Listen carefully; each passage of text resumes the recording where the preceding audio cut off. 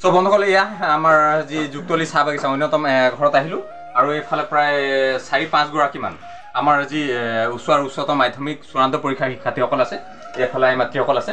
তো আমি পোনপ্ৰথমে এই ভণ্টিসকলক বা এই ভাইটিসকলক শুভেচ্ছা জনাম। তাৰ আগত তই চব ঠিকে আহি এই ভণ্টি পৰীক্ষা দিবে তহঁতে প্ৰস্তুতি কি গ'ল? ঠিকে আহে ঘৰে পঢ়া চেৱা কৰে? অ'কে, টাইমলি পঢ়া চেৱা কৰে নে এনেই টাইমটো অলপ ৱেষ্ট কৰে নেকি? সাজ সজে অলপ হেৰি পঢ়ে? পৰীক্ষা কি কৰিব লাগে? ভালো লাগে। তো ঠিক আছে, এইকেইদিন মানে এই পৰীক্ষাটা আদায় নাই হোৱাটো অন্তত এই ভাইটি ভণ্টি চবে এনে ঘৰুৱা কামে ধৰক যিগিলা ঝাৰু চাৰু কিবা কিবি বতালে ঘৰুৱা ওলা কামটো কৰে, কিন্তু ওৱাছে এক্সেছ বেলেগ কামে ব্যস্ত অলপ নাই ৰাখা। আৰু মানে কি হ'ল তাকে যে এই পঢ়া মানে পৰীক্ষাটা আদায় নাই হোৱাটো এই কাম আজি বোলে 2 দিন পিছে পৰীক্ষাটা আহে, আজি মামা ঘরে যাতে খুঁজছে, আজি আমুক ঘরে বার্থডে আহে, বোলে আমুক ঘরে বোলে আজি ফুলচা দিয়ে, আমুক ঘরে বোলে ছটি আহে, আজি হুয়া বোলে কিবা একটা অনুষ্ঠান রাখি হুয়া যাচ্ছে, এইগুলাছে অন্তত এই পরীক্ষাটা আদায় নাই হতো ওদেরকে অলপ ঘরে থাকতে পারবো, অলপ কিতাপ দেখতে পারবো। ঠিক আছে, তো এই যে বন্ধুসকল মই এই কৈ আছো ইয়াত প্ৰায় মাধ্যমিক চূড়ান্ত পৰীক্ষাৰ শিক্ষাৰ্থী আছে আৰু উচ্চতৰ মাধ্যমিক চূড়ান্ত পৰীক্ষাৰো শিক্ষাৰ্থীসকল আছে। তো এই ভণ্টিসকলৰ এই তোমালোকে যে যোৱা বছৰৰ পৰীক্ষাটো যি ধৰণৰ হৈছিলে তাৰ আগত যি ধৰণৰ হৈছিলে এই বছৰ পৰীক্ষাটো অকণমান চেঞ্জিং হ'ব। ওটা গম পাইছি? তই গম পাই নে এইবাৰ যে পৰীক্ষাটো অলপ ষ্ট্ৰাকচাৰটা যে অলপ বদলি হবে? গম পাই? গম নাই পাইছে? এবার পরীক্ষার কি করে দিতে লাগবে গম পাই না? এবার 100 নম্বরের ভিতরে 100 নম্বরে লিখতে লাগবে, হয় না? হয় না? এই যে 100 নম্বরের ভিতরে 100 নম্বর লিখতে লাগি না এবার পরীক্ষা? হ্যাঁ লাগবে। সো বন্ধুসকল এয়া বহুতে হয়তো আজি এই ভিডিওটো কৰি থকা সময়ত ক'ব বা বহুতে হয়তো ভিউৱাৰ্ছে এনেকৈ কমেণ্ট মাৰিব যে ক'ৰবাত শুভেচ্ছা জনাবলৈ কৈছে তাতো গৈ পিনে ভিডিঅ' কৰিছে। তো আমি বেচিকেলি এই কিছুমান থিম লৈ পিনেহে এই ভিডিঅ'টো প্ৰিপেয়াৰ কৰিবলৈ গৈ আছোঁ। ইয়াত দেখিছে আপোনাৰ ইয়াত প্ৰায় 3 গৰাকীমান আমাৰ মেট্ৰিকৰ শিক্ষাৰ্থী আছে যিসকলে গম নাপায় যে এই বছৰ পৰীক্ষা কি ধৰণে হ'ব, ষ্ট্ৰাকচাৰটো কি ধৰণে হ'ব। তো এই বস্তুটো আমি অলপ ভিউৱাৰ্ছসকলক দিওঁ বুলিহে আহিলোঁ। তো এইবাৰ যোৱা বছৰৰ আগত যিটো পৰীক্ষা হৈছিলে আমি 100 নম্বৰৰ ভিতৰত প্ৰায় লিখিব লগা হৈছিলে। যোৱা বছৰ যিটো পৰীক্ষা হৈছিলে আমাৰ কি আছিলে MCQ আছিলে, মানে আমাৰ 45 মাৰ্কছ কি কৰিব লাগিছিলে লিখিব লগা আছিল, মানে 4টা আনসাৰ দিয়া আছিলে, তাৰ যোনটো শুদ্ধ হয় এইটো আমি সিলেক্ট কৰি পিনে তাত আনসাৰটো লিখিব লগা হৈছিল। কিন্তু এইবাৰ শিক্ষা বোৰ্ডে কি কৰিছে যে সেই সেম প্ৰচেছৰে থাকিব, মানে 45 মাৰ্কছ তোমাৰ ৰিটেন হ'ব, 10 মাৰ্কছ তোমাৰ প্ৰেক্টিকেল থাকিব, আৰু যি 45 মাৰ্কছ সেই 45 মাৰ্কছ তোমাৰ OMR চিটত তুমি কি কৰিব লাগিব ইন জেনেৰেল যিটো আমাৰ চৰকাৰী পৰীক্ষাবিলাক যিটো হয় 4th গ্ৰেড 3rd গ্ৰেড বা যিবিলাক চৰকাৰী পৰীক্ষা হয় যি ধৰণৰ গুণোৎসৱ হয় যিটো আমাৰ তাত গোল কৰিব লাগে, সেই গোল কৰি মানে 45 মাৰ্কছ কি কৰিব লাগে তোমালোকে আনসাৰ দিয়া থাকিব ABCD। বোলে যুক্তলি চাহ বাগিচা প্ৰাথমিক বিদ্যালয়ৰ এজন শিক্ষকৰ নাম কোৱা, বোলে এই ভণ্টিৰ নাম ক'লে A B, ইয়াৰ নাম ক'লে C, বোলে বিনোদৰ নাম ক'লে D, বোলে দীপকৰ নাম ক'লে, আৰু 5 বোলে C টো দীপকৰ নাম ক'লে, আৰু 4 নম্বৰটো মানে D টো বোলে গোবিন্দ তাঁতী। তেতিয়া আনসাৰটো কোন হ'ব? গোবিন্দ তাঁতী। তো গোবিন্দ তাঁতী ক'ত আছে? সেই D টোত আছে। সেই D পোনে পোনে যিটো গোল থাকিব সেই গোলটোত আমি কি কৰিব লাগিব কলা কৰিব। সেই গোল কৰাটো এইটো তোমালোকে চোৱা ইয়াত দেখিছানে, ইয়াত এইটো গুণোৎসৱৰ মেবি এটা হেৰি হয় ষ্টুডেণ্ট এভুলেশ্যনৰ। তো চেম এনেধৰণে আহিব ষ্ট্ৰাকচাৰটো। তো ইয়াত তোমাৰ যিটো গোল থাকিব, যিটো চিন থাকিব ABCD যেনেকৈ ইয়াত দিয়া থাকে, সেই গোলটোৰ ভিতৰতে তোমালোকে কলা কৰিব লাগিব। কিন্তু যদি তাৰ বাহিৰত কৰা তেতিয়া কি হ'ব হয়তো তোমালোকে সেই মাৰ্কটো নাপাব পাৰা। আৰু যদি গোল কৰোঁতে মাজত যদি বগাটো ক'ৰবাত থাকিও গৈছে অলপ যদি সম্পূৰ্ণ কলা নাহে তেতিয়া মেবি এইটো কম্পিউটাৰ যেতিয়া স্কেনিং কৰিব তেতিয়া সেইটো মাৰ্কটো নাহিবও পাৰে। আৰু যেতিয়া প্ৰথম ৰোল নাম্বাৰৰ পৰা যিখিনি থাকিব চিৰিয়েল নাম্বাৰ যিটো থাকিব চিট নাম্বাৰ সেইবিলাকো তোমালোকে তাত চাই ধুনীয়াকৈ গোল কৰিব লাগে। অকণমান সময় খাব আৰু ফাৰ্ষ্ট টাইম হৈছে তাৰ কাৰণে তোমালোকে এই 2-1 দিনৰ আগত অলপ প্ৰিপেয়াৰ কৰিব লাগিব, ঠিক আছে? আৰু পৰীক্ষাটো তেনেধৰণৰ হ'ব, তাৰ আনসাৰটো থাকিব। কিন্তু যোৱা বছৰ আমাৰ কি হ'ল গোবিন্দ তাঁতী লিখিব কি মানে বেছি টাইম নালাগে হয় নাই? গোবিন্দ তাঁতী লিখি দিলে আমাৰ হৈ গৈছিলে। কিন্তু এতিয়া এই গোবিন্দ তাঁতীটো আমি যেতিয়া মাৰ্কটো D মাৰ্কটো যেতিয়া আমি গোল কৰিম, যেতিয়া আমি স্পেচটো যেতিয়া গোল কৰিম তেতিয়া হয়তো আমাৰ তাত অকণমান সময় খোৱাটো চাবে। আৰু একবাৰ যে আমি গোল কৰি দিয়াৰ পাছত আমি তাত যদি গোবিন্দ তাঁত বোলে বিনোদ খাৰিয়া লিখি দিলোঁ, তাত গোল কৰি দিলোঁ বিটোত, কিন্তু পাছত মন পৰিছে বোলে গোবিন্দ তাঁতী, তো তেতিয়া আমাৰ কি হ'ল তাত অপশ্যন নাথাকিব। সেইকাৰণে অলপ ভালকৈ চাই চিতি পিনে এক্সামটো দিব, ঠিক আছে? আৰু এইকেইদিন পঢ়াটো ভালকৈ কৰিবা। তো আমাৰ ফালৰ পৰা বন্ধুসকলে আমি ইয়াত আহিলোঁ, আই মাতৃসকল আছে, এইফালে বাইদেউসকলো আছে, এইফালে আমাৰ দাদা এজন আছে, এইফালে আমাৰ গোবিন্দ তাঁতীও আছে। উপশাখাৰ উপশাখাৰ এই সক্ৰিয় বিষয় বিভাগসকলো আছে, খুব ধুনীয়াকৈ আছে। আৰু ইয়াৰ শিক্ষা সম্পাদিকা যি এই উপশাখাৰ যুক্তলি উপশাখাৰ শিক্ষা সম্পাদিকাও আছে, খুব ধুনীয়াকৈ কামখিনি হৈ গৈ আছে। তো গোবিন্দ শুভেচ্ছা দিয়া আগত কিবা এটা অলপ আগবঢ়াই দিওঁ। আজি আমি এইবছৰৰ উচ্চ আৰু উচ্চতৰ মাধ্যমিক পৰীক্ষাত অৱতীৰ্ণ হ'বলগীয়া ছাত্ৰ ছাত্ৰীসকলৰ ঘৰে ঘৰে গৈ শুভেচ্ছা জনাইছোঁ আৰু সিহঁতক উৎসাহ প্ৰেৰণা দিছোঁ আৰু কিছুমান কথা যদি বুজিবলৈ বাকী থাকি গৈছে সেইবোৰ বুজাই দিছোঁ।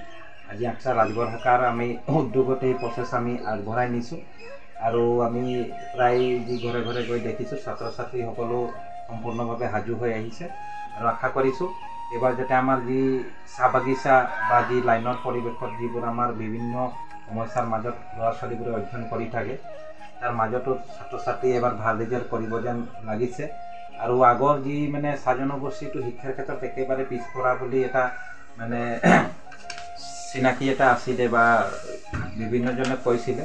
আমি ভাবোঁ বৰ্তমান এই চিনাকি এতিয়া নাইকিয়া হৈছে আৰু প্ৰায় আমাৰ শিক্ষাৰ দিশত আমাৰ ল'ৰা ছোৱালী আগবাঢ়ি গৈছে। আমাৰ গাৰ্জেনো সচেতন হৈ আহিছে। আজি গাৰ্জেনে হয়তো অশিক্ষিত হ'ব পাৰে, তথাপিও গাৰ্জেনে এটা কথা খুবেই গুৰুত্ব দিয়ে যে ল'ৰা ছোৱালী স্কুল যাব লাগে আৰু ঘৰত পঢ়া লিখা কৰিব লাগে।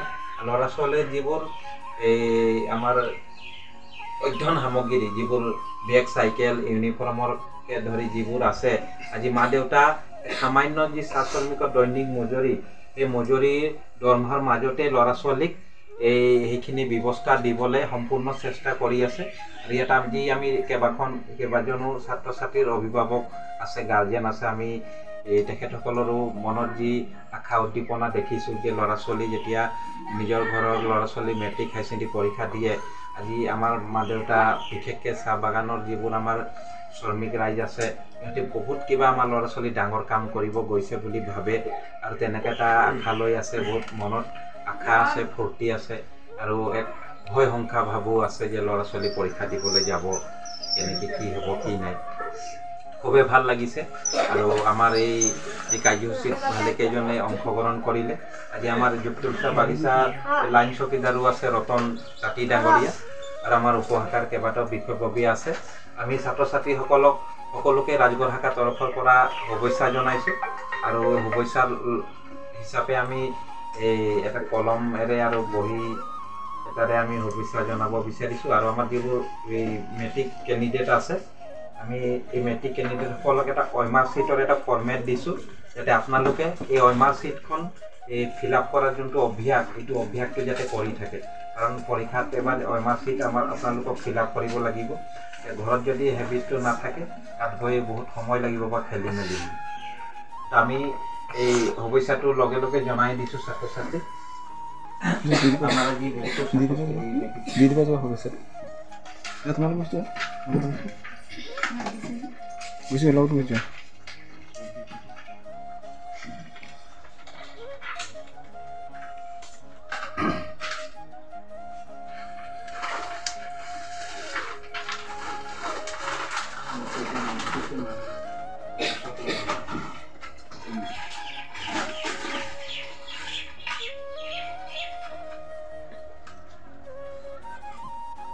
তোমালোকক শুভেচ্ছা জনালোঁ আৰু আশা ৰাখিছোঁ পৰীক্ষা ভাল হওক আৰু ভগৱানৰ ওচৰতো আমাৰ প্ৰাৰ্থনা তোমালোকে যাতে সুস্বাস্থ্য মনেৰে যাতে পৰীক্ষা দিব পাৰা আৰু এয়াই কৰোঁ। কেনেকুৱা তোমালোকক পৰীক্ষাৰ কাৰণে ভয় লাগিছে নেকি? ভয় লাগিছে নাই? কি একদম আৱাজই নাই, খেয়েছে ভাত খাইছি নাই? খাইছি নাই? নে ভয় লাগছে? পরীক্ষার কারণে কোনো ভয় না করবে, একটা এক্সাম হে হয় না, লাইফকে একটা পার্ট হে লাগে। যে পরীক্ষাটা কিবা হয়ে গেলে তাতে বহুত কিবা হয়ে যাবে, ওরকম হয় নাকি না? হয় না, জাস্ট একটা পরীক্ষা এক্সাম হে, তো ওটাকে না ভয় খাতে কি হয়।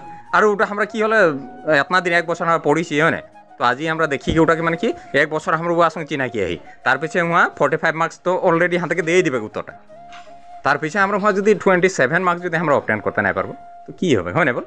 তো ওটা কারণে টেনশন কোনো নাই দিবি, বড়িয়া দিবি, বিন্দাস দিবি, ঠিক আছে হবে না? মুখগিলা খালি একদম ভয় ভয় ভয় লাগছে, ঠিক আছে হবে না? সব বন্ধুসকল ইয়া চক এই ভণ্টিকে এগৰাকী মুখৰ অৱস্থান কি ধৰণৰ, পৰীক্ষা দিব এনেকুৱা ধৰণৰ হয়। তো ঠিক আছে, ভালকৈ দিবা দেই, ভয় কৰিব নালাগে, একদম পুৰা বঢ়িয়াকৈ দিবা। আমি পৰীক্ষা পাছ কৰিম বুলি কোৱাচোন এবাৰ, চবে গীতে কোৱাচোন। চাউণ্ডটা একদল হৈছে, অলপ জোৰছে বলো। আমি পৰীক্ষা পাছ কৰিম বুলি কোৱা, একদম পুৰা দমক।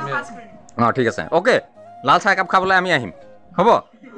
অ'কে আৰু বন্ধুসকল এই আমাৰ লাইন চকীদাৰ এজন আছে এইফালে মই তেখেতক চিনাকি কৰিছোঁ অলপ এইফালে আহি দিয়ক কেনেকুৱা ভালে আছে ৰতন তাঁতী তো এই যে আপোনাৰ লাইনৰে মানে আপোনাৰ তত্বাৱধানত থকা এইসকল ছাত্ৰ ছাত্ৰী এইবাৰ পৰীক্ষা দিব কেনেকুৱা সিহঁতৰ প্ৰস্তুতি কেনেকুৱা ভালে হ'ব ভালে আমাৰো আশীৰ্বাদ থাকিব আৰু ভালছে দিয়ক যিমান পাৰিম আৰু সিহঁতক গাৰ্ড কৰিম আৰু ঘৰ আহিলে ঘৰতো সোধ কৰিম যে পৰীক্ষা ভাল হ'ল নাই হ'ল আৰু গধূলি হ'লে ক'ম যে পঢ়িব লাগে মোৰো আশা আছে যে ভালে হ'ব অ'কে চ' বিশেষভাৱে আমাৰ তৰফৰ পৰা এটা অনুৰোধ আছে যিহেতু লাইন চকীদাৰ হিচাপে পালোঁ সেইকাৰণে কথাটো কৈছোঁ যে অন্ততঃ এই পৰীক্ষা কেইদিন আপুনি অকণমান মানে কি হ'ল নটিচ এটা ৰাখিব যাতে লাইনত বিশেষকৈ উচ্চ স্বৰৰ যিটো চাউণ্ড মানে লাউড স্পীকাৰ মানে কি বোলে আপোনাৰ ডিজে কেতিয়াবা হয় ন যে আমুক ঘৰে বোলে কিবা এটা হৈ গ'লে একদম হয় পাৰ্টি সামনে ঘৰতে আমি যদি পৰীক্ষা হতে কোনো খবৰ নাই কিন্তু এই বস্তুবিলাক অলপ নজৰ ৰাখি যাতে এই ছাত্ৰ ছাত্ৰীবিলাকে সুন্দৰ ভৱিষ্যত দিতাৰ কাৰণে যাতে অকণমান ট্ৰাই এটা কৰোঁ তাকে ঠিক আছে অ'কে কিবা ক'বা অ'কে চ' ঠিক আছে বন্ধুসকলে ইয়াত চাই থাকক এইসকল ভণ্টি এইবাৰ দিব ইয়াৰ পাছত আমি অন্য এটা গ্ৰহত যাম চ' পুনৰ তোমালোক সকলোকে ৰাজগড় শাখাতৰ পৰা শুভেচ্ছা থাকিল ঠিক আছে অ'কে ভালকৈ পৰীক্ষা দিবা আৰু আফটাৰ এক্সাম মানে যোনদিনাখন ৰিজাল্ট দিব চাহ একাপ খাবলৈ আহিম ঠিক আছে চাহ খাবলৈ আহিম নাই অ'কে ঠিক আছে বঢ়িয়া